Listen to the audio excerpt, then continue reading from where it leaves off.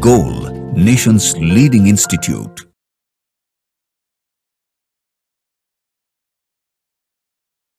Hello students, मैं M के Bharti, chemistry faculty, गोल institute. और आपने AITS दिया होगा माइनर टेस्ट 02 का 12 मार्च को, 12/3/2023 को, और उसी का क्वेश्चन पेपर हमारे हाथ में है, जो आज आप इनऑर्गेनिक क्वेश्चंस के सॉल्यूशन को समझेंगे और कंफर्म करेंगे कि आपका लेवल कैसा पहुंचा है इस परफॉर्मेंस में। तो चलिए अभी शुरू करते हैं हम क्वेश्चन नंबर 64 से, जो इनऑर्गेनिक स्टार्ट होता है यहाँ से। क्वेश्चन नंबर 64, इसमें आपने देखा होगा गौर से पढ़ते हुए, पूछा गया है कि 4 स्टेटमेंट देने के बाद इनमें से सही कौन है। तो पहले से आपको पता है ना कि इनऑर्गेनिक के जितने भी क्वेश्चंस होते हैं सभी होते हैं कॉन्सेप्टिक। लैंग्वेज में एक वर्ड अगर चेंज कर दिया जाए तो उसका आंसर भी चेंज हो जाता है। इसी संदर्भ में एक क्वेश्चन आपके पास आया है 64 का, जरा देखिए। डी ब्लॉक का स्टेटमेंट है दिया हुआ, टोटली NCERT बेस्ड, और उसके मुताबिक देखिएगा, आप चारों ऑप्शन को पढ़िएगा गौर से। कहता है कि द डबली और more highly charged ions have DN configuration with no 4s electron. आपको पता है ना क्वेश्चन नंबर 64, डी ब्लॉक का स्टेटमेंट दिया हुआ है कि डबली और more highly charged ions, d block जो NS1 या 2, N-1 डी पर 1 से लेकर के 10 तक। कहता है दो चार्ज हो अगर मेटल पर, तो दो चार्ज आने का मतलब है कि एस का दोनों इलेक्ट्रॉन गायब हो चुका है, और दोनों इलेक्ट्रॉन लूज करने से मेटल पर अगर +2 चार्ज हो या अदर्स, तो कह सकते हैं ना कि लास्ट में एस पर कुछ भी नहीं बचा, डी पर कुछ न कुछ होगा इसमें, 1 से लेकर कुछ। तो यहां पर यही कहता है कि डी पर N कन्फिगरेशन रहेगा, 1 से 10 तक कुछ भी रह सकता है, बट एस में कोई इलेक्ट्रॉन नहीं रहेगा। ये तो बिल्कुल सही है। दूसरा ऑप्शन को देखिए, a general trend of increasing value of second ionisation enthalpy is expected as the effective nuclear charge increases. जैसे ही एस का इलेक्ट्रॉन एक भी निकल गया ना, तो दूसरे इलेक्ट्रॉन को निकालने के लिए जो एनर्जी चाहिए उसका नाम है सेकेंड आयोनाइजेशन एंथैल्पी, और वहां पर जेड इफेक्टिव यानी कि इफेक्टिव न्यूक्लियर चार्ज बढ़ जाता है, और जब बढ़ेगा तो उसका आई क्या होगा, बढ़ जाएगा। इसलिए सेकेंड स्टेटमेंट भी बिल्कुल सही है। थर्ड स्टेटमेंट को देखिए कि third ionization enthalpy of iron, iron का कन्फिगरेशन है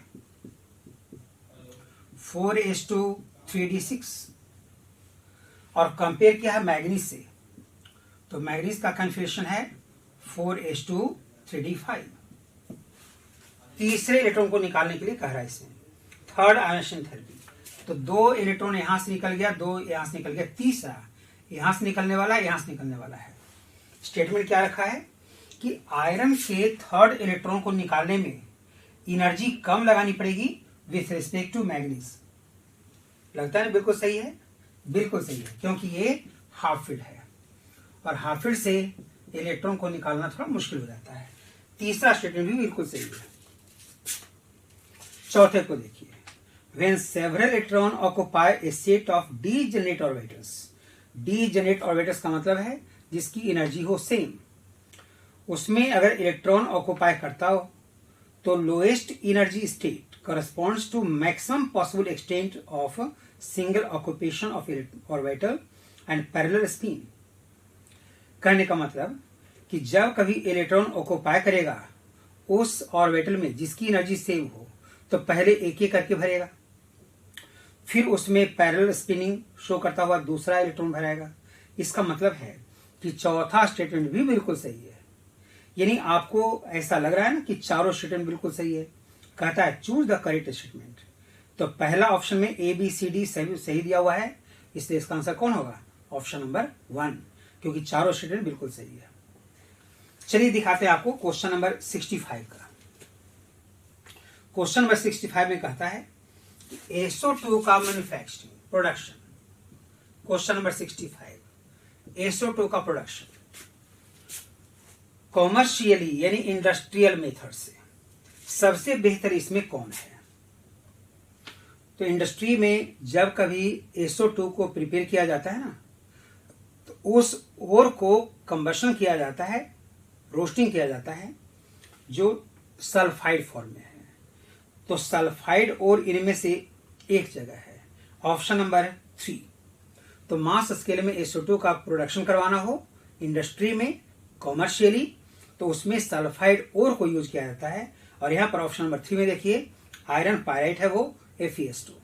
इसलिए यही है वो प्रोसेस जो बेस्ट ढंग से SO2 का मैन्युफैक्चरिंग करवाएगा। तो ऑप्शन नंबर 3 है 65 का ऑप्शन। अब देखिए क्वेश्चन नंबर 66 में क्या है कि अगर हम कंप्लीट हाइड्रोलाइसिस करवाएंगे जेनन टेट्राफ्लोराइड और जेनन हेक्साफ्लोराइड में, तो आपको पता है ना कि इनर्ट गैस सिर्फ फ्लोराइड ही डायरेक्ट बना सकता है, और उसमें भी मैक्सिमम ऑक्सीडेशन नंबर +6 तक फ्लोराइड बना सकता है। और यहां पर अगर कंप्लीट हाइड्रोलाइसिस फ्लोराइड का होता है ना, तो चूंकि जेनॉन में d ऑर्बिटल अवेलेबल है, तो मैक्सिमम ऑक्सीडेशन स्टेट को ऑक्युपाई करेगा फ्लोराइड के रूप में, और वो होता है +6। तो चाहे जेनन टेट्राफ्लोराइड हो या जेनन हेक्साफ्लोराइड, अगर कंप्लीट हाइड्रोलाइसिस हुआ ना, तो जितने देंगे प्रोडक्ट उनमें से जेनन ट्राइऑक्साइड श्योर होगा, क्योंकि यहां पर भी ऑक्सीडेशन नंबर +6 है। इसलिए ऑप्शन नंबर 66 का 1 सही है। ऑप्शन नंबर 1 सही है 66 क्वेश्चन नंबर का। अब देखिए क्वेश्चन नंबर 67।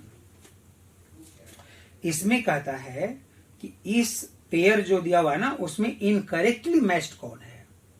अब इनकरेक्टली मैच्ड अगर देखा गया हो तो आप पढ़ते समय सुने होंगे कि ऑक्सो एसिड्स सिर्फ फ्लोरीन नहीं बनाता है एक ऑक्सो एसिड को छोड़कर, HOF, इसे छोड़कर कोई भी एसिड ऑक्सी एसिड नहीं बनाता फ्लोरीन, जबकि यहां दिया हुआ क्लोरीन का। फॉर्मूला के मुताबिक देखिए ये पर क्लोरिक एसिड बिल्कुल सही है, क्लोरिक एसिड ये भी सही है, क्लोरस एसिड यह भी सही है, यानी कि इनकरेक्टली मैच्ड इनमें से कोई नहीं है। Option number 4, none of this. Oganesson question number 68 का, क्वेश्चन नंबर 68 का ऑर्गेनेसॉन जो इनर्ट गैस का लास्ट मेंबर है, ग्रुप नंबर 18 का लास्ट मेंबर है, जिसका एटॉमिक नंबर है 118, अनऑक्टियम। और 118 अगर आप देखें तो इसमें जो सिंथेसिस किया गया है ऑर्गेनेसॉन का, उसमें एटॉमिक नंबर का सम वहां तक पहुंचना चाहिए। कहां तक? 118 तक। और 118 तक देने वाला कैल्शियम, जिसका एटॉमिक नंबर है 20, तो इसमें शॉर्ट कितना कर रहा है? 98। अगर 98 को 20 से ऐड करेंगे 118 आएगा, और इत्तेफाक से 98 एटॉमिक नंबर जो है वो कैलिफोर्नियम का है। इसलिए ऑर्गेनेशन को सिंथेसिस करने के लिए आपका ऑप्शन नंबर 1 बिल्कुल सही है। यानी कोई भी एलिमेंट का सिंथेसिस करना हो ना, तो उस एलिमेंट के पेयर को देखिएगा जहां पर एटॉमिक नंबर का सम एग्जैक्टली उसके बराबर आ जाए। बस यही ध्यान में रखिएगा आप लोग। चलिए देखते हैं क्वेश्चन नंबर 69 का। 69 का जो अरेंजमेंट दिया हुआ है डेंसिटी के रूप में, आपको पता है डेंसिटी नॉन मेटल केस में जहां पर सभी इनर्ट गैस है, तो डेंसिटी नॉन मेटल के केस में टॉप टू बॉटम बढ़ता है, क्योंकि density equals to mass by volume. Question number 69 को देखिए। इनर्ट गैस है सब के सब, और डेंसिटी मास बाय वॉल्यूम होता है। तो जैसे जैसे आप नीचे आएंगे एटॉमिक मास लगातार बढ़ता जाएगा। यह भी बढ़ेगा लेकिन थोड़ा थोड़ा, ये ज्यादा बढ़ेगा। तो डेंसिटी क्या होगा, बढ़ता जाएगा फ्रॉम टॉप टू बॉटम। इसका मतलब कि इसका सही आंसर है ऑप्शन नंबर 4 कि हीलियम से लेकर एरॉन तक डेंसिटी जो है वो इंक्रीजिंग ऑर्डर में होगा। इसलिए इसका सही आंसर है ऑप्शन नंबर 4। चलिए आपको बताते हैं क्वेश्चन नंबर 70 जो कोऑर्डिनेशन कंपाउंड का क्वेश्चन है। इसमें 3 एग्जाम्पल दिया हुआ है और तीनों के बारे में कहा गया है कि करेक्ट स्टेटमेंट कौन है। जरा गौर से पढ़िएगा। Each of these are outer orbital complex. इसका मतलब कि sp3d2 होना चाहिए आउटर ऑर्बिटल, और sp3d2 है। क्यों? क्योंकि आप देख रहे हैं कि मैग्नीज हो, आयरन हो, कोबाल्ट हो, ऑक्सीडेशन नंबर तीनों में +3 है। और जब ऑक्सीडेशन नंबर मेटल पर +3 हो तो उसकी सेकेंडरी वैलेंसी होती है 6। ऑक्टाइडल कॉम्प्लेक्स कहलाएगा वो, क्योंकि यहाँ सेकेंडरी वैलेंसी 6 है। और चूंकि सबों में वीक लिगेंड है तो वीक लिगेंड पेयरिंग नहीं करवा पाता है। क्यों? क्योंकि वीक लिगेंड में स्प्लिटिंग एनर्जी होती है कम पेयरिंग एनर्जी से, तो स्वाभाविक है वो पेयरिंग नहीं करवा पाएगा।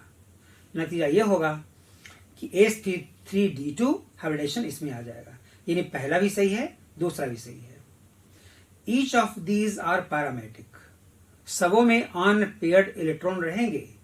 मैग्नीज में देखिए +3 स्टेट है तो d पर 4 4 अनपेयर्ड। आयरन में +3 है, d पर 5 5 अनपेयर्ड। कोबाल्ट में +3 है, d पर 6 4 अनपेयर्ड। तो इसका मतलब पैरामेट्रिक होगा। लेकिन लास्ट में देखिए ऑप्शन लिखा हुआ है कि मैग्नीज वाले में 4 अनपेयर्ड, आयरन वाले में 5 अनपेयर्ड, कोबाल्ट में दे दिया 6 अनपेयर्ड, और d में 6 अनपेयर्ड हो ही नहीं सकता है। इसलिए चौथा स्टेटमेंट जो है वो गलत है। सही है सिर्फ 1, 2 और 3, और वो है ऑप्शन नंबर 1 में। इसलिए इसका सही आंसर है ऑप्शन नंबर 1। चलिए देखिए क्वेश्चन नंबर 71 का। 71 में क्या है, smelting is the reduction of oxide to metal. किसी भी मेटल का, क्वेश्चन नंबर 71 का देखिए, किसी भी मेटल के ऑक्साइड का अगर मेटल के रूप में प्राप्त करना हो तो इसको हम रिड्यूस करेंगे।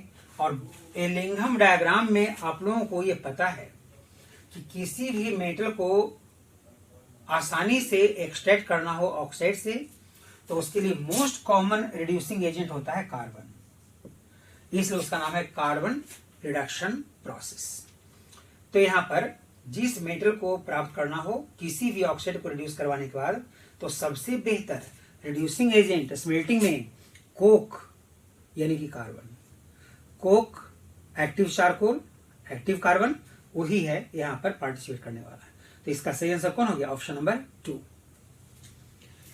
देखिए कितना आसान क्वेश्चन होता है। देखिए क्वेश्चन नंबर 72 का, ये मोस्टली जो और होते हैं ना उसका नाम बड़ा गजब होता है। फार्मूला रहेगा कुछ, नाम रहेगा स्पेशल। और जब तक आप फार्मूला और नाम दोनों याद नहीं रखेंगे ऐसे से क्वेश्चन का आंसर पहचान नहीं पाएंगे कि सही कौन है। चलिए दिखाते हैं आपको कि कॉलम 1 और कॉलम 2 में मैच करने का जो तरीका है वो क्या है। फ्लोरेस्पार याद करते समय एनसीईआरटी में फॉर्मूला दिया हुआ फ्लोरेस्पार CF2 इत्तेफाक से पहला का कॉलम नंबर 1 ही सही है। सेकंड को देखिए क्रायोलाइट, क्रायोलाइट का फॉर्मूला है Na3AlF6। जरा रट लीजिएगा इस सबको। और इसलिए दूसरा का दूसरा ही सही है, यानी पहला का पहला दूसरा का दूसरा। कार्नोलाइट इत्तेफाक से तीसरा भी वही है। और हॉर्न सिल्वर AgCl वो भी सही है। मतलब कि नाम और फार्मूले के मुताबिक जो स्टेटमेंट आपके सामने आमने सामने दिया हुआ है वो बिल्कुल सही है। इसलिए आंसर नंबर ऑप्शन नंबर 1 हो जाता है। इसका सही आंसर ऑप्शन नंबर 1 बिल्कुल सही मैच है वो। क्वेश्चन नंबर 73 को देखिए।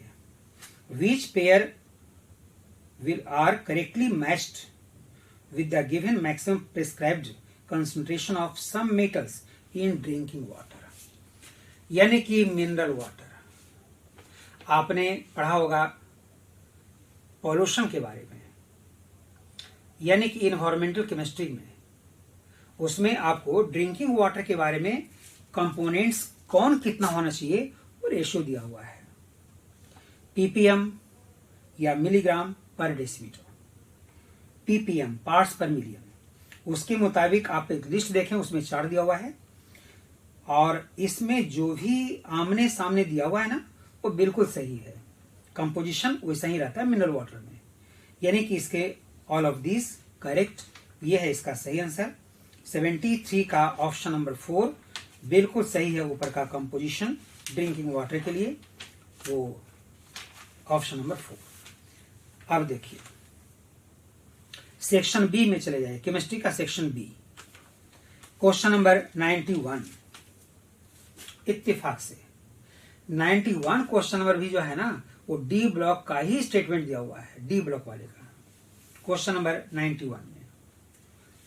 यानी कि आपको देखना है स्टेटमेंट चारों को पढ़कर पहचाना होगा इनमें से गलत कौन। चारों को ऑप्शन को देखिए, कहता है कि the energy of excitation corresponds to the frequency of light absorbed.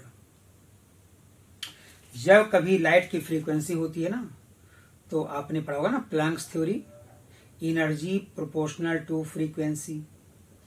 जैसे जैसे फ्रीक्वेंसी बढ़ेगी एनर्जी बढ़ेगी, तो उसका लाइट एब्जॉर्प्शन यानी एनर्जी बढ़ेगी तो excited state corresponding to increasing energy.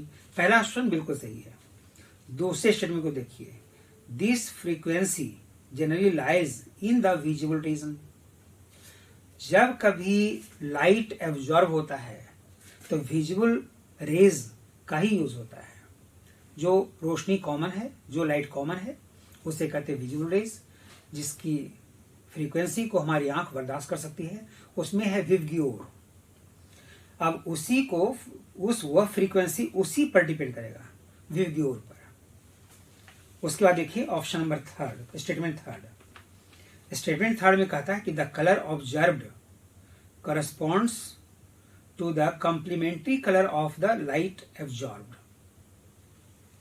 विवग्योर में से जिस वेवलेंथ को एब्जॉर्ब करेगा उसका सप्लीमेंट्री कलर जो होता है ना, उसी कलर का कोई कंपाउंड जो है वो ऑब्जर्व किया जाता है। तीसरा स्टेटमेंट बिल्कुल सही है क्योंकि वो कॉम्प्लीमेंट्री कलर को दिखाता है। जैसे मान लीजिए आप जानते हैं रोशनी, लाइट, विवग्योर सन से निकलता है। सन एक स्टार है, चलिए स्टार मार्क दे दिया। सन राउंड होता है, गोल, स्फेरिकल, ऐसा हो गया। अब यहां पर अगर हम विवग्योर को लिखें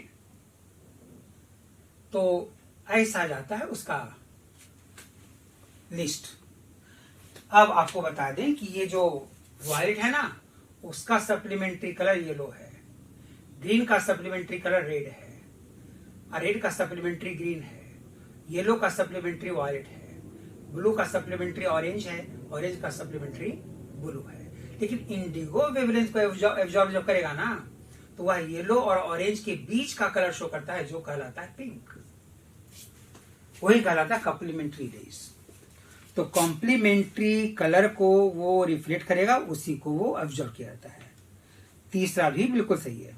चौथे स्टेटमेंट को देखिए, the frequency of the light absorbed is determined by the nature of the ligand. Ligand coordination chemistry चलाता है।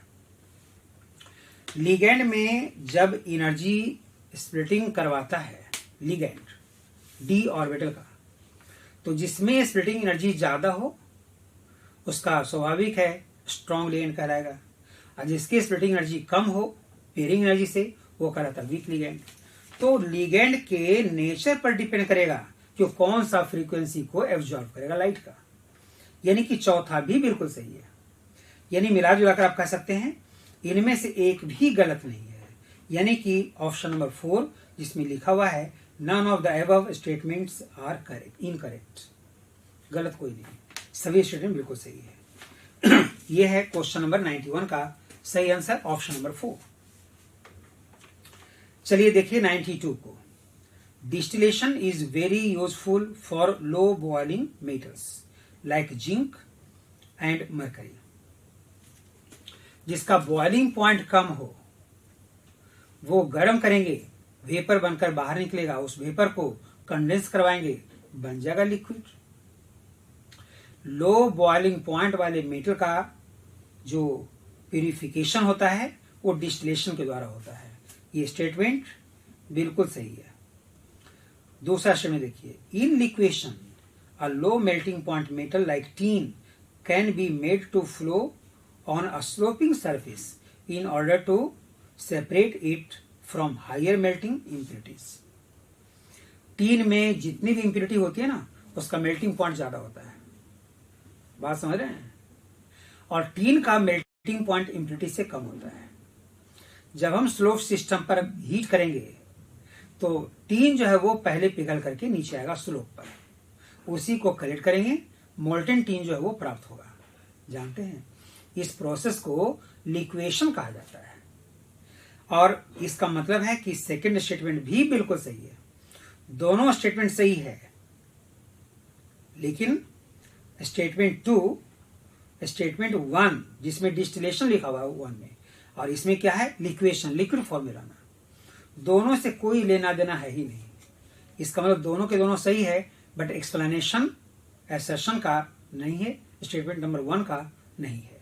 इसलिए स्टेटमेंट नंबर 1 और 2 दोनों सही है, बट 2 स्टेटमेंट 1 का एक्सप्लेनेशन नहीं है और उसमें आंसर नंबर 2 जाता है। ऑप्शन 2 इसका सही आंसर होगा। चलिए देखते हैं 93 क्वेश्चन नंबर को। 93 में कहता है कि anomalous behaviour of fluorine is due to its. Fluorine का एनोमलस बिहेवियर, आप जानते हैं फ्लोरीन की इलेक्ट्रोनेगेटिविटी बहुत ज्यादा है सभी हैलोजन से, फिर साइज में भी छोटा है सभी हैलोजन से। फ्लोरीन के बीच का बॉन्ड का डिसोसिएशन भी बहुत कम है, लगभग आयोडीन के बराबर। ये भी कही सही है। Non availability of d orbital in valence shell, fluorine में डी है ही नहीं।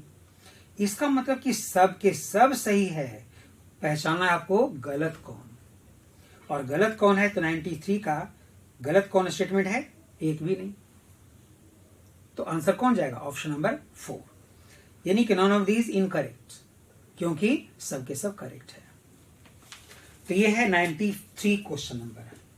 अब इनऑर्गेनिक के मात्र 2 क्वेश्चन बचे हुए हैं जो आपको सोल्व करने जा रहे हैं, क्वेश्चन नंबर 94 और question number 95।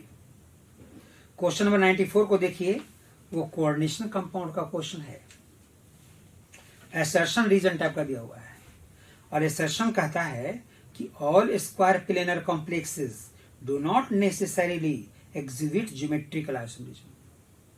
Geometrical isomerism tetrahedral कभी नहीं शो करता है ड्यू टू इक्विडिस्टेंस, बट जब स्क्वायर प्लेनर होगा ना तो स्क्वायर प्लेनर में कोई जरूरी नहीं है कि सारे स्क्वायर प्लेनर जो है वो ज्योमेट्रिकल आइसोमेरिज्म शो करेगा, क्योंकि स्क्वायर प्लेनर में अगर चारों कॉर्नर सेम लिगेंड से हो, जिसको कहते हैं होमोलेप्टिक कॉम्प्लेक्सेस, वो कभी नहीं शो करेगा। शो करेगा सीज ट्रांस में वेरिएशन होना चाहिए। इसका मतलब है कि असर्शन जो है वो बिल्कुल सही है।